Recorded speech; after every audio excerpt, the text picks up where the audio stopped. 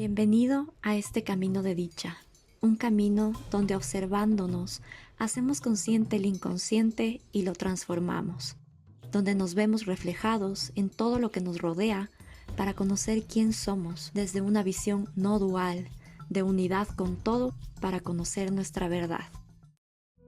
No vemos el mundo como es, vemos el mundo como somos nosotros. Soy María Belén Miño, más conocida como Cosima. Gracias por darte este espacio. Hola, ¿cómo estás? Bienvenido, bienvenida a este nuevo episodio de mi podcast Bliss Journey. En este episodio vamos a hablar sobre la segunda parte de por qué procrastinamos, donde vamos a explorar un poquito más a profundidad cuáles son algunas estrategias que podemos empezar a adoptar para reducir la procrastinación. Y me gustaría empezar este video primero diciéndote que procrastinar no siempre es malo. A veces las responsabilidades del día a día, las cosas que tenemos que hacer, nos obligan a posponer ciertas tareas por priorizar otras tareas más importantes. Entonces, lo que quiero llegar con este punto es que tengamos en cuenta que a veces estamos siendo quizás muy duros y muy duras con nosotros mismos al momento de procrastinar y empezamos a crear este diálogo interno demasiado negativo contra nosotros mismos y nosotras mismas que dicen que quizás estamos posponiendo las cosas, que quizás estamos buscando excusas y no es del todo cierto en ciertas partes. Entonces es importante entender que a veces esta forma de procrastinar es simplemente porque necesitas priorizar quizás algunas tareas antes de hacer otras. Y eso está perfectamente bien. La idea justamente de integrar esta información es que podamos salir de ese juicio que nos estamos haciendo y que estamos teniendo contra nosotros mismos, de decir, esto es malo, esto es bueno, estoy haciendo las cosas bien, estoy haciendo las cosas mal, y de dejar de autocastigarnos por a veces tener este tema de posponer ciertas tareas. Ahora lo importante es que si lleguemos a identificar si es que estamos posponiendo estas tareas por poner excusas para evitar sentir cualquier emoción incómoda que nos pueda traer el enfrentarnos a hacer ciertas tareas, que es algo de lo que te hablaba en el video, en la parte 1 de este episodio de procrastinación. Entonces, a veces 100% tenemos que empezar a reorganizar nuestra agenda y eso no quiere decir que estemos procrastinando.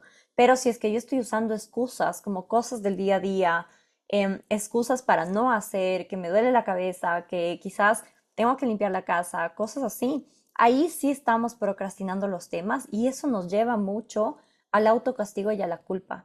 Entonces, a veces tenemos que posponer ciertas tareas y eso no está del todo mal. Quiero que sueltes esa creencia limitante porque tampoco nos está llevando a cómo nos queremos sentir.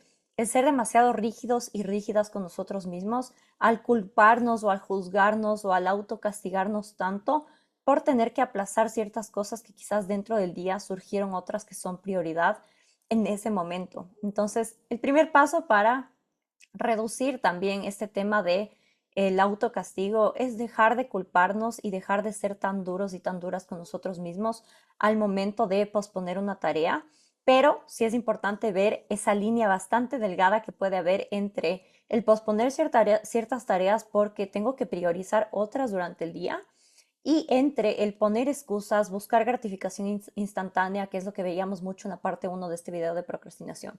Entonces, es importante que entendamos que justamente la procrastinación en sí, como les hablaba en la parte 1, es básicamente un mecanismo como de defensa de nuestra mente que pretende evitar ciertas emociones incómodas que nos puede traer el enfrentarnos a hacer ciertas tareas. Entonces, en esta primera parte quisiera que hagamos más como un ejercicio práctico de empezar a pensar, quiero que identifiques ahorita una situación o una tarea o un proyecto o alguna idea que has estado procrastinando y que pienses en esa tarea, que empieces a pensar conscientemente en esa tarea que has estado posponiendo y que pienses o sientas cuáles son las emociones que quizás estás intentando evitar al posponer esas tareas. Quiero que pienses si es que quizás el pensar en hacer esa tarea te causa una emoción o un sentimiento de inseguridad o te causa quizás un sentimiento como de ansiedad o de estrés y tensión. ¿Qué es lo que sientes que vas a sentir al ya ponerte a hacer esa tarea?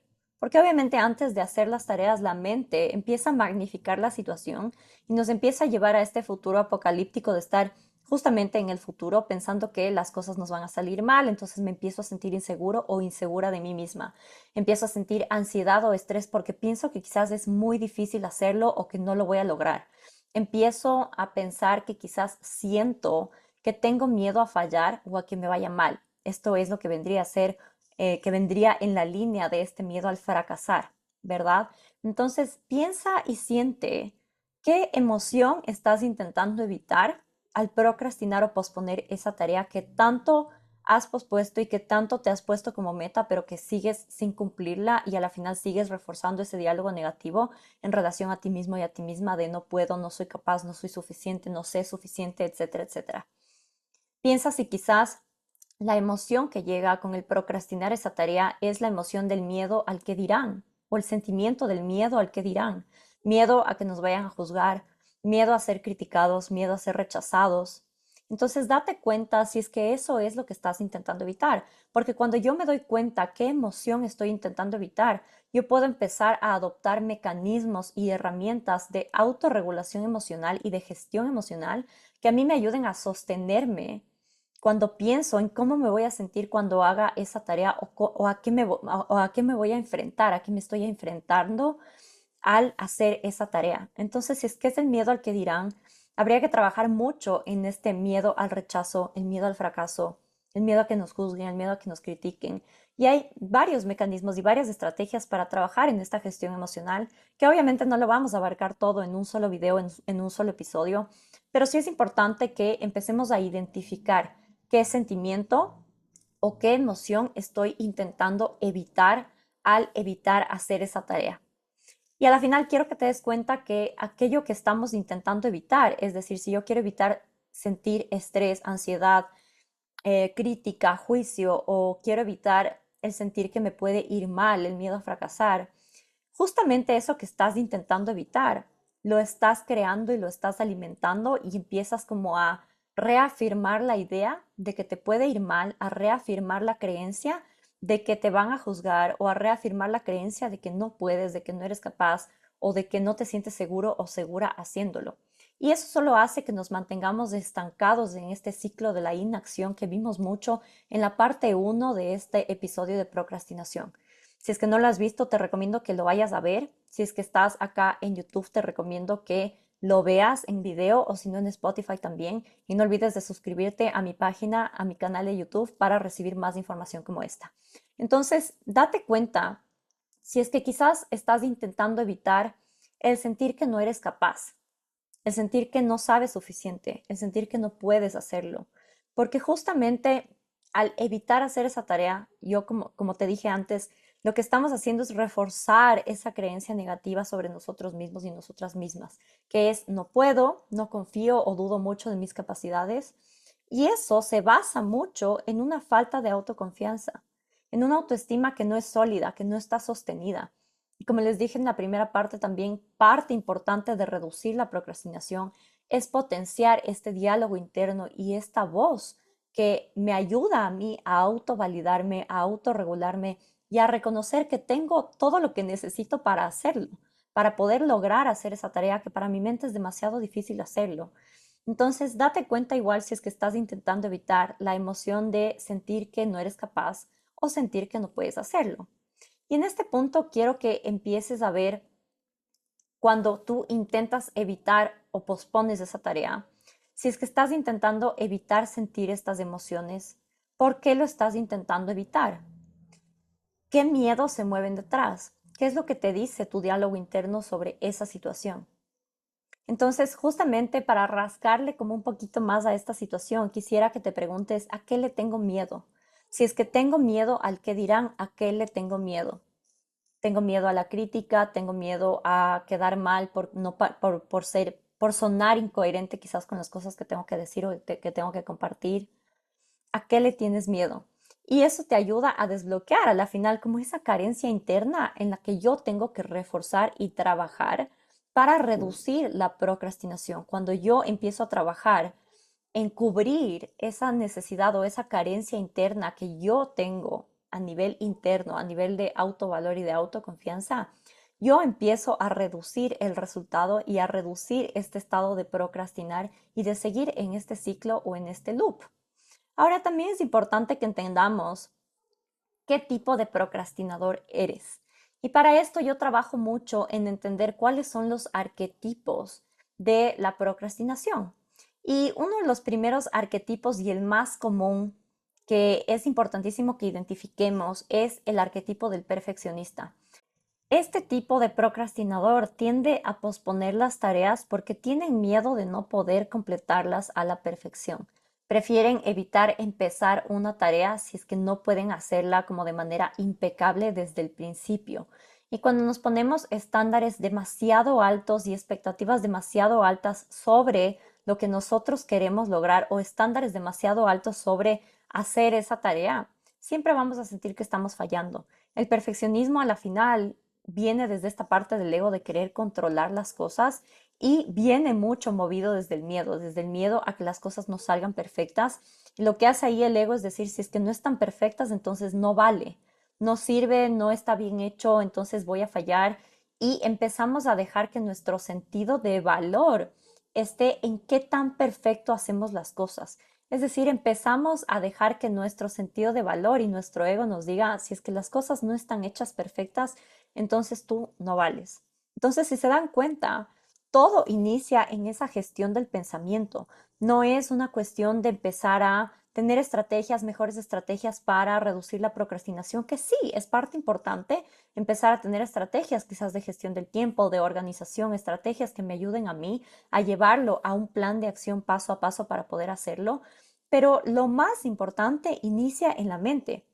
Inicia justamente en tu mente subconsciente que quizás está gatillando un diálogo interno que está haciendo que yo sienta que me voy a sentir de alguna forma al no hacer la tarea perfecta, en este caso con este arquetipo del perfeccionista.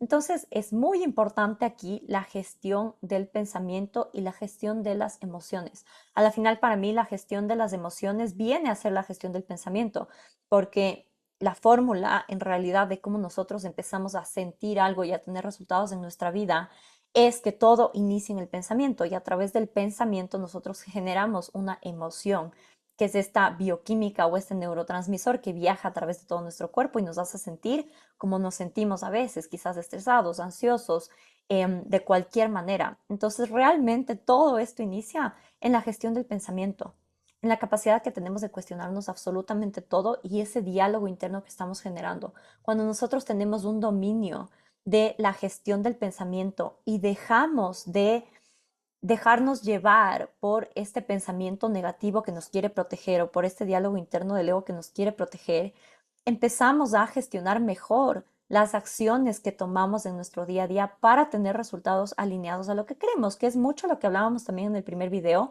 del ciclo de la inacción. Entonces, este es el primer arquetipo del procrastinador. A través de tú identificarlo, puedes empezar a tomar acciones mucho más conscientes. Si es que quizás estoy cayendo en este patrón del perfeccionismo porque tengo estándares demasiado altos sobre mí, sobre cómo hago las cosas, y eso no me permite avanzar. Entonces ahí tengo la llave maestra, la clave para empezar a reducir esa procrastinación y soltar un poquito el miedo a que las cosas no sean perfectas para entender que tengo que ser humano y tengo que permitirme quizás equivocarme y tengo que permitirme fallar para realmente avanzar y sentir que estoy avanzando y no quedarme en ese lugar de estancamiento. El segundo tipo de procrastinador, y en este video vamos a ver solamente 3 arquetipos, en realidad son 7 arquetipos de la procrastinación, pero en este video solo vamos a ver 3. Entonces, el siguiente tipo de procrastinador es el evitador de estrés. Y este también es uno de los más comunes seguido del perfeccionista, porque estos procrastinadores posponen tareas que les causan estrés y ansiedad. Entonces, lo que yo intento evitar es sentir estrés y ansiedad al hacer esa tarea. Aquí es súper importante porque pueden posponer la confrontación de problemas o situaciones incómodas porque prefieren evitar temporalmente la ansiedad que esto les provoca. Entonces buscan quizás esta gratificación instantánea, posponer las tareas, buscan y se relacionan mucho con la excusa del tiempo. Todavía tengo mucho tiempo para hacerlo y lo que están realmente intentando evitar o huir es de esa emoción o de ese sentimiento de estrés o ansiedad que les puede traer el hacer esa tarea. Entonces, esto también, el evitar el estrés hace que yo al final esté creando más de lo mismo, estoy creando como más estrés y al intentar evitarlo, eso es lo que yo estoy creando al final. Porque cuando ya tengo un deadline o un tiempo límite para presentar ese proyecto o el tiempo límite que yo mismo me puse a mí mismo, yo empiezo a entrar en ese estado de demasiado estrés porque ya no tengo tiempo para hacerlo y empezamos a buscar culpables afuera, en este caso el tiempo, ya no me quedó tiempo, entonces no pude hacerlo, no pude hacer la tarea o no pude hacer el proyecto y empezamos a buscar excusas justamente por no hacernos cargo o evitar el hacernos responsables de las razones por las cuales nosotros hemos evitado hacer esa tarea. Entonces, este es uno de los arquetipos también más comunes, el evitador de estrés. Y a la final, esto también tiene un componente bastante interesante a nivel químico de nuestro cuerpo, porque cuando nosotros, como les dije antes, intentamos evitar sentir ese estrés, lo que estoy haciendo es sentir más estrés cuando ya tenga o cuando ya me acerque a esa fecha tope.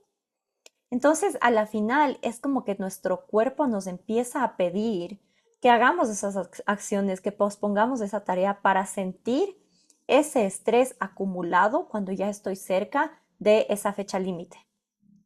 Y esto quiere decir que a la final somos adictos a ese estrés. Entonces, estamos en esta adicción inconsciente y el cuerpo nos empieza a pedir más de ese cortisol, más de ese subidón químico que siente el cuerpo cuando posponemos esas tareas. Entonces, esto es importantísimo porque cuando yo me doy cuenta que quizás estoy siendo adicto a estos momentos de estrés, empiezo a darme cuenta que tengo que empezar a yo dominarle a mi cuerpo y dejar de ser víctima de la adicción del cuerpo. Acuérdate, yo en muchos de mis episodios siempre hablo de que nuestro cuerpo está diseñado para ser adictos, nuestro cuerpo y nuestra mente están diseñados para ser adictos, por eso buscamos tanto la gratificación instantánea y esto de la adicción al estrés también es algo que hace que nuestra mente empiece siempre a buscar dramas, problemas, excusas, culpables, estar en este estado de victimización para sentir este estrés y este cortisol que nos genera el cuerpo. Cuando yo me doy cuenta de eso, yo puedo empezar a revertir esa fórmula al ser consciente, obviamente, de que eso está sucediendo. Y puedo empezar a decirme a mí mismo y a mí misma, ok, voy a ser víctima de mi cuerpo que quiere vivir dentro de esta adicción o voy a ser yo el creador de mi vida. A la final es empezar a dejar de ser rehén o esclavos de nuestro cuerpo y empezar a usar la herramienta del cuerpo y nuestra mente a nuestro favor. Y esto también ayuda mucho a entender y es como que da un sentido de alivio el entender que nuestro cuerpo es el que está siendo adicto a esa acumulación de estrés que nos trae el posponer ciertas tareas. Entonces yo puedo empezar a revertir esa información para que mi cuerpo se vuelva adicto a una forma o a un modus operandi que sea más sano para mí. Y esto es empezar también a prolongar como esas recompensas o esos estados en los que yo siento ese estrés y esa adicción que me está pidiendo el cuerpo. A veces nosotros mismos somos los que creamos situaciones dramáticas, situaciones estresantes de donde no hay, porque somos adictos a ese estrés. Y también tengo un episodio en mi podcast en Spotify donde puedes encontrar este tema de la adicción al estrés que es bastante interesante y que te puede ayudar mucho también para reducir la procrastinación. ¿Y por qué digo reducir siempre? Porque es importante que veamos que la procrastinación no es del todo mala, o sea, no quiero que empecemos a satanizar la procrastinación, sino que empecemos a reducirla a través del entendimiento de cómo funciona la mente y el cuerpo. Entonces, este arquetipo del evitador de estrés también es como más o menos es similar al arquetipo del buscador de emociones, que empiezas a procrastinar porque funcionas mejor bajo presión. Ese es el discurso. Funciono bien bajo presión, entonces eso me ayuda a estar pilas, a estar alerta. Ok, perfecto. Pero eso es estar en esta adicción al estrés que les estaba comentando antes y que la mente inconsciente empieza a preferir dejar las tareas a último momento porque sienten que funcionan mejor bajo esa presión y bajo ese momento de estrés y de supervivencia. Ahora, el tercer arquetipo de la procrastinación es el adicto a la gratificación instantánea. Esto es algo de lo que ya hablé mucho en la primera parte de este episodio, de esta serie de episodios de procrastinación, pero la adicción a la gratificación instantánea está haciendo que pospongamos estas tareas justamente por una recompensa inmediata, por recibir como este placer instantáneo. Nuestro cerebro tiene un mecanismo que es justamente esta recompensa, que busca esta recompensa instantánea o este placer instantáneo, porque nosotros estamos como premiándole a nuestro cuerpo a sentir como esos boosts de dopamina a través de cosas chiquitas, a través de redes sociales, a través de ver una serie en Netflix, a través de comernos algo rico. Entonces, ¿qué pasa? Así como nuestro cuerpo es adicto al estrés y adicto al cortisol que causa el estrés, también se vuelve adicto a estas cositas chiquitas e instantáneas que nos dan como ese sentimiento de placer porque empieza a generar ese neurotransmisor que es la dopamina. Y cuando yo todo el tiempo le estoy dando cosas a mi cuerpo que me dan esta gratificación instantánea, mi cuerpo no puede sostenerse o regularse solo sin estas cositas que le dan esta gratificación instantánea. Entonces yo tengo que empezar a observar si es que yo tengo este tipo de procrastinación que busca siempre este placer instantáneo y este placer inmediato de esta recompensa, que son rápidas, que me dan a mí un sentimiento de que las cosas están bien y hacen como menos miserable nuestro sentimiento de culpa o nuestro sentimiento de que no estamos logrando las cosas o nuestro sentimiento hacia la vida en sí. Esa apatía hacia la vida se va con estos boosts de dopamina. No quiere decir que esté mal, de cierta manera, en algunos momentos buscar esta gratificación instantánea, pero cuando ya se va de nuestras manos, empezamos a ser víctimas y rehenes de este mecanismo del cuerpo igual y empezamos a volvernos adictos a esta gratificación instantánea. Entonces, yo veo mucha gente que pasa solo en redes sociales, solo viendo Netflix, solo viendo series, solo en la gratificación instantánea, y no digo que eso esté del todo mal, pero hay que ser conscientes que de una u otra forma le estamos adaptando al cuerpo a que ese sea su mecanismo, su coping mechanism, que es en inglés, o su mecanismo de defensa o de regulación para las situaciones incómodas. Entonces, si es que yo soy adicto o adicta a la gratificación instantánea porque me da como ese placer instantáneo de sentir que las cosas están bien por un ratito, yo empiezo a buscar siempre eso y empiezo a tapar lo esencial, es decir, las emociones incómodas con esta gratificación instantánea. Es como que empezamos a anestesiar nuestra vida para no sentir tanto dolor, para no sentir como el sufrimiento del día a día y las emociones incómodas. Es como que estamos poniendo las emociones debajo de una alfombra al evitar sentir. Entonces, esto es lo que hace que nosotros busquemos demasiado esa anestesia. Y a mí esta palabra me encanta porque anestesia dentro del contexto médico, la anestesia quiere decir que te ponen una anestesia para que tú no sientas el dolor de una cirugía o de cualquier otra cosa que tengan que administrarte o hacerte en el cuerpo, una operación y demás. Entonces lo que hace es anestesiarte para no sentir dolor. Y eso es a la final lo que hace esta búsqueda inconsciente de la gratificación instantánea. Me anestesia para dejar de sentir ese dolor y para sentir momentitos chiquitos de placer. Esto hace que nosotros no seamos tolerantes a la incomodidad y no tengamos entrenada nuestra capacidad de voluntad. Y la voluntad es algo que se entrena, la disciplina es algo que se entrena a través de prolongar esa recompensa inmediata que estamos buscando. Entonces, si yo ya me doy cuenta y ya me cacho que estoy siempre en la gratificación instantánea, tengo que empezar a prolongar yo esa recompensa para entrenarle a mi mente y a mi cuerpo a buscar una recompensa a largo plazo que sea mucho más gratificante, que sea quizás un resultado, un logro, una meta que ya logré alcanzar, que antes estaba procrastinando por esta búsqueda de recompensa instantánea. Entonces ahí yo empiezo a entrenarle a justamente la corteza prefrontal, que desde la neurociencia estudia justamente esto, que es el tema de la voluntad. Yo empiezo a entrenarle para prolongar esa recompensa. Entonces quiero que te imagines, y aquí una de las estrategias es que quiero que te imagines que nuestro cuerpo es como una mascota, como un perrito que tiene que ser entrenado. Si es que yo le entreno siempre cuando está aprendiendo a caminar, a subir las gradas, a hacer pipí donde tiene que hacer pipí el perrito, y yo siempre le premio con una galleta, el perrito va a aprender a hacerlo así por condicionamiento, ¿verdad? Y por repetición y porque recibe una recompensa, una felicitación, una gratificación por lo que está haciendo bien. Pero nosotros, si es que seguimos haciendo eso, estamos como dándole todo el tiempo ese premio a nuestro cuerpo. y le estamos entrenando para no tolerar los momentos de incomodidad y no tolerar las emociones incómodas que nos puede traer el enfrentarnos a retos que nos estamos poniendo en nuestro día a día.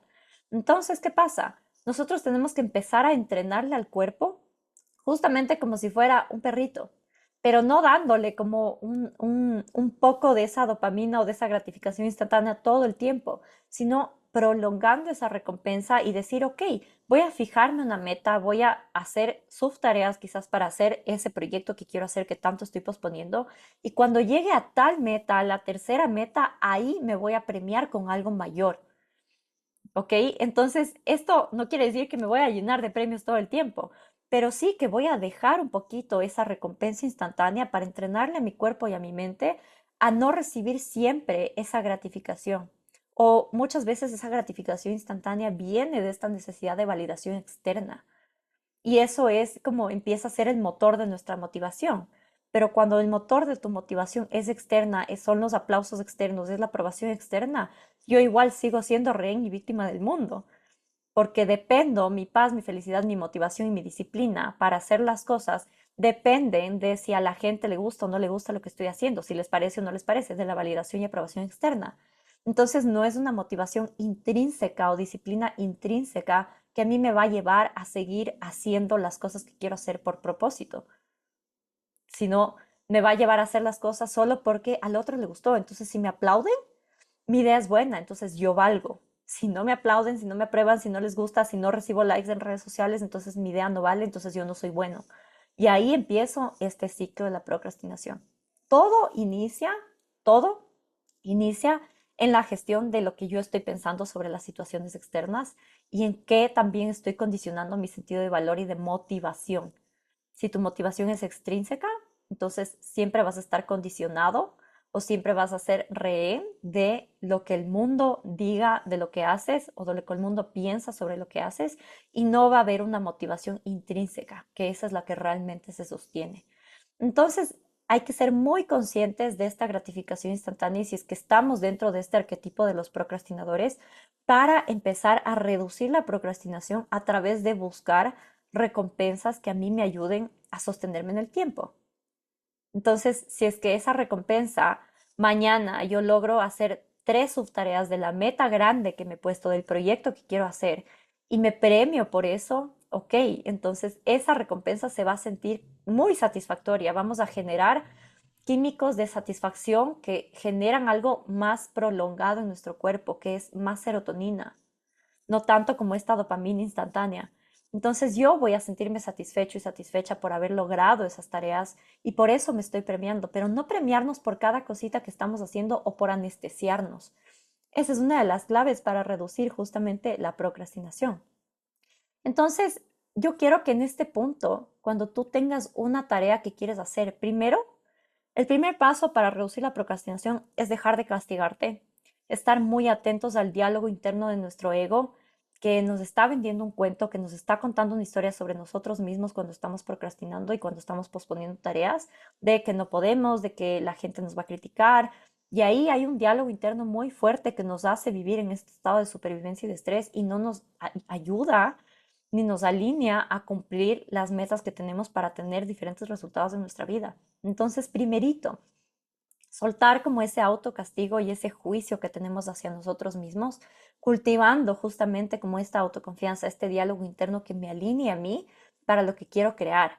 Y cuando no lo estoy logrando, cuando tengo que posponer ciertas cosas por otras responsabilidades, entonces no me culpo, me perdono y sigo, pero no me quedo enfrascado en ese diálogo interno que me mantiene dentro del ciclo de la inacción que veíamos en el primer video. Entonces, primerito, dejar de castigarnos. Y lo segundo que quiero que empieces a implementar es enfocarte en el escalón que tienes frente a ti, no en toda la escalera. Entonces, imagínate que tú tienes la idea de crear quizás un emprendimiento o un proyecto y estás súper ilusionado o ilusionada con esa idea de ese proyecto y ese emprendimiento, pero tienes tanto la mente en el punto final al que quieres llegar que no te estás permitiendo vivir el proceso tal y como es y no te estás permitiendo ver los pequeños pasos y las pequeñas acciones que requiere el llegar a esa meta. Entonces, si yo me enfoco solo en esa gran meta, en ese gran elefante, yo lo único que voy a ver es algo demasiado gigante que nunca va a llegar. Entonces, para mi mente va a ser demasiado grande la meta y necesito empezar a enfocarme en pequeños escalones. Entonces, quiero que para eso tú empieces a gestionar mejor el tema de tus proyectos, por más grande o pequeño que sea, que empieces a aplicar una estrategia en la cual tú puedas crear un plan de acción paso a paso de cuáles son las pequeñas acciones y pasos que yo tengo que empezar a tomar para llegar a esa gran meta. ¿Cuáles son las pequeñas acciones, las pequeñas subtareas que tengo que empezar a hacer yo para lograr esa gran meta? Entonces, quiero que te enfoques simplemente en el primer escalón y cuando tú ya hayas cumplido lo que te pusiste dentro de ese primer escalón, entonces puedo quizás recompensarme por algo y entrenarle a mi mente y a mi cerebro a vivir un poquito más del proceso y sostener mis ideas para no dejarlo a la mitad del camino. Una parte importante de esto también, de este paso, es entender que tu mente subconsciente está diseñada para automatizar procesos. Esa es una de sus funciones. Y la segunda función es justamente para nuestra supervivencia. Entonces, para tu mente subconsciente es demasiado peligroso enfrentarte a cumplir una meta que nunca has hecho antes, porque no está el proceso automatizado. ¿Qué quiere decir automatizado? Que cuando yo quizás me lavo los dientes, yo ni siquiera tengo que pensar arriba, abajo, arriba, abajo, arriba, abajo cuando me estoy lavando los dientes, ¿verdad? O cuando tienes que manejar, no estás pensando en qué pedal tienes que aplastar, ni en las marchas, no estás pensando en nada, ya lo haces automáticamente, ¿verdad? Entonces tu mente está diseñada para automatizar procesos y dentro de esa automatización, tu mente al enfrentarse a esa meta que es desconocida, que quizás nunca antes has hecho, justamente lo que hace es empezar a jalarte a ti a la zona conocida o a lo familiar. Y esa búsqueda de estar siempre en lo familiar nos hace igual víctimas y rehenes de nuestra mente subconsciente, que sí, que tiene su función y que nos ayuda muchísimo el automatizar procesos, porque la mente tiene una ley que obedece a la ley del mínimo esfuerzo, que es ahorrar la menor cantidad de energía posible en las tareas que tienes que hacer. Entonces, al querer ahorrar tu mente la menor cantidad de energía posible, siempre va a jalarte a lo familiar, siempre va a jalarte a lo conocido y por eso también, esa es una de las razones por las cuales posponemos tareas que parecen demasiado difíciles porque no nos permitimos entrar en esa zona de lo desconocido. Y para entrar en esa zona de lo desconocido, yo tengo que aprender a gestionar mi pensamiento, mis emociones, aprender a gestionar el fracaso, aprender a gestionar el rechazo que pueden hacer, que pueden ser motores para yo dejar las cosas a medias y no cumplir mis metas. Entonces, todo esto se trata de dónde estás poniendo justamente tu foco de atención. Entonces, si pongo mi foco de atención en solo es demasiado difícil, no lo voy a lograr, no soy capaz, no soy suficiente, yo estoy poniendo mi foco de atención solo en lo negativo y solo en la gran meta. Y no me estoy empezando a enfocar en las tareas que me pueden llevar, en las pequeñas acciones que me pueden llevar a esa gran meta. Entonces, hay que tener una mentalidad de, si es que yo me estoy enfrentando a lo desconocido, solo en el área de lo desconocido, como dice Joe Dispenza, que es mi gran mentor, solo en el área de lo desconocido, es decir, de algo que nunca hemos hecho antes o que lo hemos hecho muy pocas veces, estamos presentes. Porque no sabemos cómo va a ser, es decir, no podemos predecir cómo va a ser. Esa predicción de me va a ir mal y todo eso son solo cuentos de nuestra mente para protegernos. Pero cuando entro yo en un área desconocida, me pongo un objetivo que es algo que nunca he hecho en mi vida, yo estoy entrando en este estado de presencia y uno solo puede crear algo nuevo y crear nuevos resultados entrando en esta área de lo desconocido. Porque si yo ya he hecho quizás esas cosas antes, obviamente ya no me va a dar tanto miedo porque es algo familiar para mí, pero eso hace que yo siempre esté reproduciendo el pasado, creando más pasado en el futuro.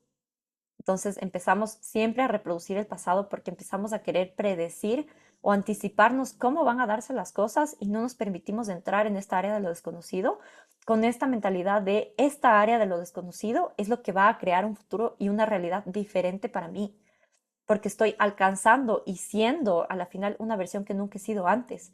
Y obviamente mi mente no va a querer que yo entre ahí porque es demasiado peligroso y porque el proceso no está automatizado ahí, entonces requiere demasiada energía el hacer esa tarea. Entonces quiero que tengas todo esto presente para que puedas usar tu mente y tu cuerpo a tu favor y que tu cuerpo y tu mente no te usen a ti, que tú puedas, siempre digo, que tú puedas usar tú al vehículo y que el vehículo no te use a ti. Eso es empezar un trayecto y un camino de autoconocimiento. de tú ser más fuerte de los mecanismos de defensa y de protección de tu cuerpo y de tu mente.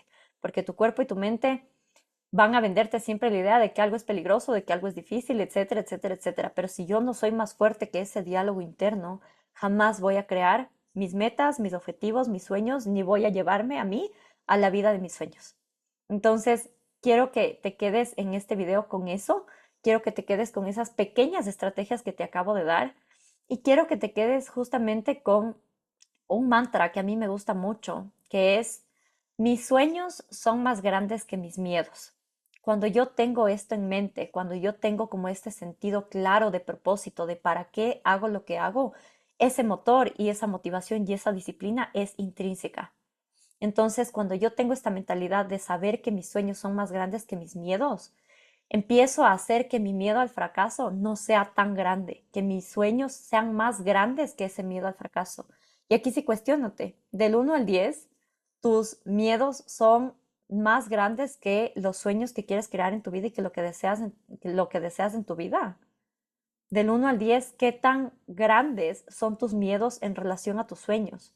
Y ahí, cuando los miedos son más grandes que mis sueños y mis anhelos en mi vida, ahí yo me estoy abandonando. No me estoy escogiendo, no me estoy queriendo, estoy eligiendo quedarme cómoda, quedarme segura por miedo al que dirán, al fracaso, a que me vaya mal. Entonces, es mucho la gestión y la mentalidad con la que yo entro a crear algo para empezar a sostener y dejar de posponer esas tareas. Y a la final, como siempre digo, todo es un efecto de ti.